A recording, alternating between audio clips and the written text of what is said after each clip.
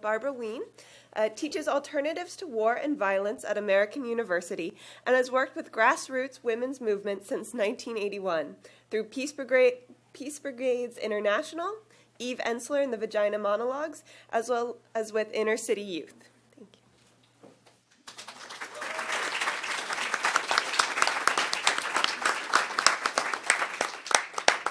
Look at all you beautiful people. You are fabulous to come here today. Welcome to American University. I'm sure they can hear me. I'm sure they can hear me. I don't think they need the mic. Where are you all from? Just shout it out, popcorn style. Baltimore. California. San Diego. And my students?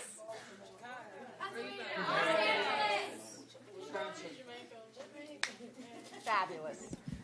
Do you need this for recording? For recording. I want to thank you so much for building the infrastructure and the architecture of a global peace system. There are people in this room that have been toiling in the fields of peace building for how many years, David? And Medea? And where's others? Others, how long have you been at this? Come on.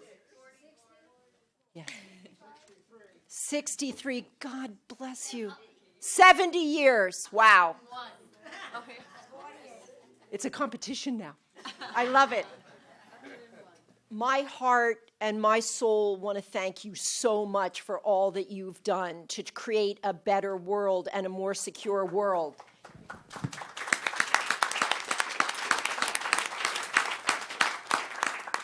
We have some of the greatest sages of the peace movement in this room, and I want to introduce you to my gorgeous students. Where are you, students? Stand up. Are they beautiful or what? Look at them. Okay, so this is how it's done. Lessons learned, passed along from generation to generation, and mistakes. All the mistakes we've made. I hope over the next 3 days that the beautiful, wise, sage circle of elders who are here with us this weekend can share all that they have done and all they have learned, and that you open as well your ears and hearts to the young people who are here, because they totally rock. I learn every day from my students. They challenge me every day. They critique my work every day, and I am learning so much from them. So let it be a two-way street. Yes. Really, we have so much to learn from young people and things that are happening right here on this campus and in this city. And may I honor my sister from Japan. It is such an honor to be on this panel with you and all that you've done and all that you've tried. And may I support you 100%. The Women's International League for Peace and Freedom is the most enduring peace network in the world. The most enduring peace network in the world. And we're going to honor them on Monday evening upstairs on the second floor. I invite you all to a celebration. There'll be really good food because I'm Jewish, so we're going to have a lot of food. Got to have food. From 5 to 7, and I'll circulate a flyer this weekend honoring Kose and Wilp. So thank you.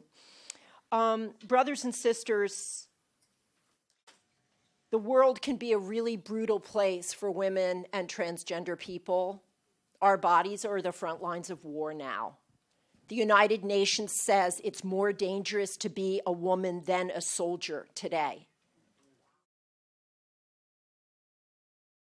How are the systems of patriarchy and war mutually reinforcing?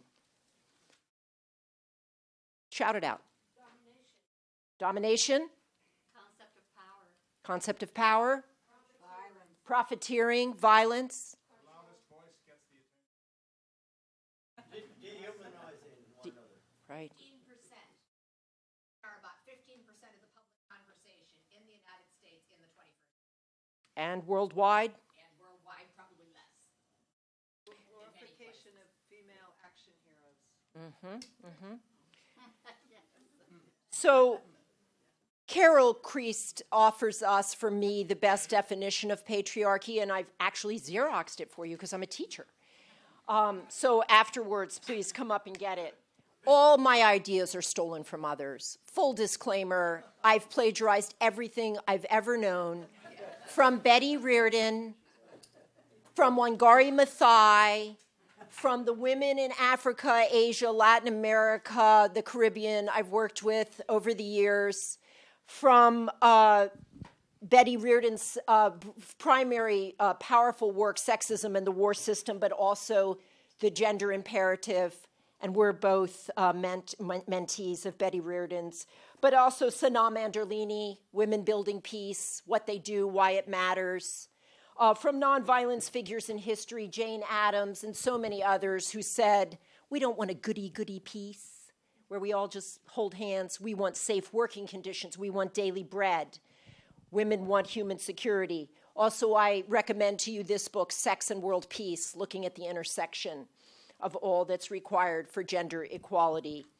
So Carol Christ says, patriarchy is a system developed and controlled by powerful men in which women, children, other men, and nature itself, Mother Nature, are dominated. Let me say at the outset, this is Carol speaking, and I subscribe to this, it is not in the nature of men to dominate through violence. Patriarchy is a system that originated in history, which means that it is neither eternal nor inevitable. It is a condition that was born at a particular moment in history.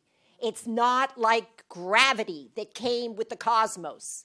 And that which has been constructed can be deconstructed. We can do this, and we're doing it all over the world. A few of the central questions I wish to explore with you today is, why are females still subordinate to males in every society, no matter where we go, no matter where we travel? Why is this still the case? We have to solve this conundrum together. How can we tap all the genders as a life force to create better societies? What are these masculinized institutions and systems, and how are men trapped in them? You know, Mark Gerzon said, we don't want to be lord and master and warrior and expert and breadwinner. We want to be nurturers and caregivers and soulmates and child providers and brothers. So men feel trapped in patriarchy. What is the responsibility of women to be transforming these sex role stereotypes? Aren't we raising our kids to be trapped in this patriarchy as well? We bear some responsibility as well, as Sarah Ruddick told us. The mother's milk of militarism. We pass it on from generation to generation. What role are men and boys playing together today to transform patriarchy? And there are many efforts. Some of my students have to leave to go to another class, so don't think that they're bailing. But men and boys are playing roles for gender equity all over the world. And I want to share some of those exciting movements with you. And how can we raise the next generation together to end all forms of domination? So as you said, and you said, and you said, it comes down to ranking and hierarchy. So women's movements are saying we don't want power over others. We want power with. We want power with others. And these gendered theories of power, when we look through a gendered lens, dovetail beautifully with what we've seen in nonviolent struggles around the world. The Occupy Wall Street movement, Tahrir Square, the Pearl Roundabout, the Orange Revolution, the Purple Revolution, the Cedar Revolution, the Black Lives Matter Revolution. All of these movements, if you go down into the square, people are sharing food and books and music and knowledge and struggle and humbleness, humility.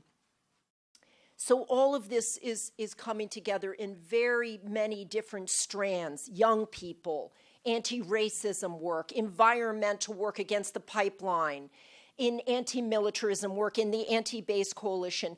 And I want to give hats off to the Quakers, because 30 years ago, 35 years ago, they got all the women from all the bases who were being raped around the world together on a worldwide tour to talk about how to end patriarchy and militarism around the world, whether it was Vieques or South Korea or Okinawa. And the Quakers have been working on this for so long. So hats off to them. But research shows that the acceptability of violence is declining. More and more people are finding that violence is no longer acceptable, that war is actually declining. I know it's really hard to see that with Iraq, Syria, and Afghanistan, but when I was growing up as a young millennial in my 20s, there were 40 wars raging around the world. The number of wars has declined. The number of people dying in wars has declined. We do see a spike this past year because of all of the war raging in Syria and elsewhere. But if you look at the 100-year trend, if you look at the long-term statistics, and it's hard to see the forest from the trees, you will see that violence is becoming less acceptable. We are building different strategies for mitigating violence. Young people no longer believe in war. They say that war is so over. They're tired of war. But we cannot be complacent, right? Much of these trends are because of the work you've been doing already. But consciousness is growing, and grassroots movements are growing, and civil society is growing. There's no turning back on that. But the authoritarian regimes are cracking down on us, right? There's been a huge global pushback all over the world in all of these countries, rounding up NGOs, putting them in prison, whether it's women in Israel or the human rights activists in Egypt. But we cannot allow that to stand. We have to stay strong. Men, women, old, young, black, white, together. And we're finding that women's coalitions around the world are increasingly ending bloody conflicts at enormous personal risk. They are growing in numbers in peacemaking, peace building, and peacekeeping, thanks to the work of Nonviolent Peace Force and Peace Brigades International and others. Gender peace teams are fanning out into war zones and modeling what gender equality can look like. We are seeing women growing at peace tables in forging peace agreements. So we now have a study from the International Peace Institute, the Peace Academy in New York, right? It's a study of 37 peace agreements around the world where women were finally allowed to influence the process. Sometimes they didn't have a direct seat at the table, but they had a consultative status.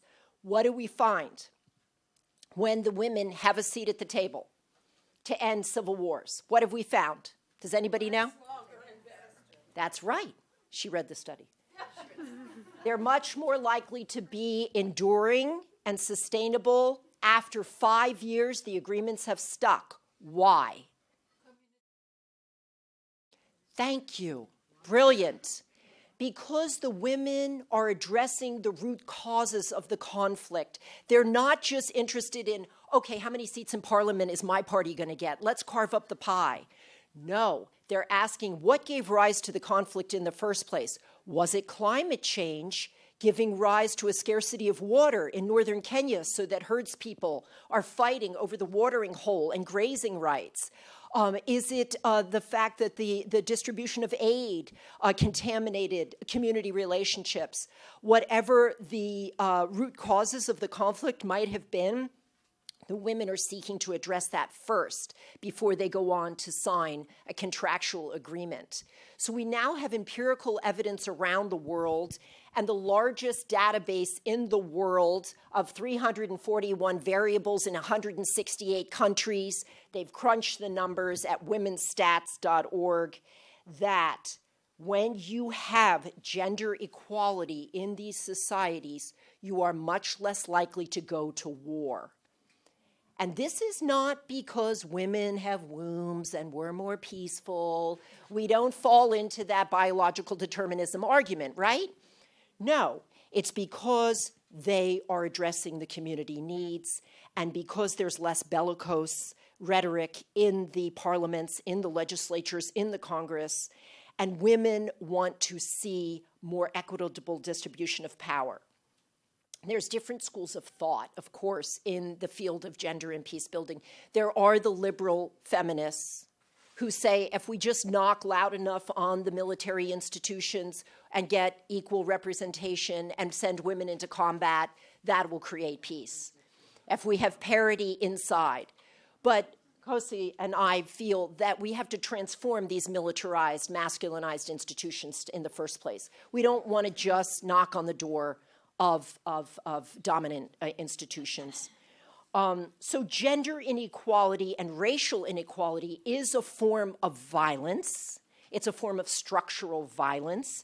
And militarized security relies on gender violence. How are the ways that militarized security relies on gender violence? We've talked about rape and the molesting of women's bodies. There's also another way. Women also have to flee their homeland, right? The largest number of people being affected by war and militarized institutions right now are women and children. They are fleeing in record numbers. How many refugees do we have in the world right now? 65 million, and the overwhelming majority are women and children. And what's another way that militarized security affects people's women and the weak, the marginalized? We're the primary caregivers of those who have been injured, the elderly, the hungry, the poor. So the disproportionate influence of war on women's lives is huge. But we are seeing amazing coalitions. So we see coalitions all over Africa. That includes of men. And and I know you've heard of the He for She campaign through the United Nations and some of the celebrities, but there are also other wonderful men's movements and boys' movements that are working all over Africa. When I worked with Eve Ensler, the men opposed the first rescue center that we built in Kenya to stop female cutting, the female genital mutilation. And at first they didn't want to come. The opening of the rescue center, the Maasai men came. And they roasted a goat, and they welcomed the center, and now it's growing. And I've seen this in all different parts of the world where I got to work with the V-Day Foundation, the Vagina Monologues Until the Violence Stops, in the Congo, in the Caribbean. Here in the United States, Truckers Against Trafficking. Do you know of them? Truckers Against Trafficking. These are union men with families who saw girls being trafficked in the back of the cabs, in the trucks, and abducted from the bathrooms at these rest stops on the interstate, and they have mobilized. These are their own daughters that could have been taken. We have so many men who are allies, so many people who are helping build these coalitions all over the world. So some of the best practices we're seeing in men's and women's coalitions in peace building, some of the things we know from the women's coalitions, whether it be the Liberian women, the Syrian women, the women of Guatemala who are amazing, the mothers of the Plaza de Mayo who were some of the first to oppose militarism. Pardon? Women in black. Women in black, the Israeli-Palestinian women. So number one, we have to build inter-ethnic, interfaith coalitions. That has to be true. And it's found to be more effective and sustainable. How much time do I have left? 3 minutes. Okay, I'll be really fast. There's 7 key principles. Females and marginalized groups most affected, and that includes youth, have to be represented in equal numbers during negotiations for the peace. And they will address the structural causes of war. Number 3, peace efforts have to be rooted in the local customs, the local conditions. It cannot be imposed by Westerners outside, as well-meaning as we might be. It has to be homegrown and organic, right? They have to have ownership. And these people are not just victims. They are agents of change. The peace building has to support institutions which specifically address inequality in the society and root out the conflict. And this prevents the violence from re-erupting. The peace building effort has to offer alternative livelihoods. So when we ended FGM in some of the villages and towns and countries, the cutting of the females, who was displaced? The traditional cutters, the women, the elderly women in the village are the cutters. We had to come up with jobs for them, livelihoods so they could support themselves. This is true of the ISIS fighters too. Many of them disenfranchised, had no meaning in their lives, not part of something greater than themselves, had no income.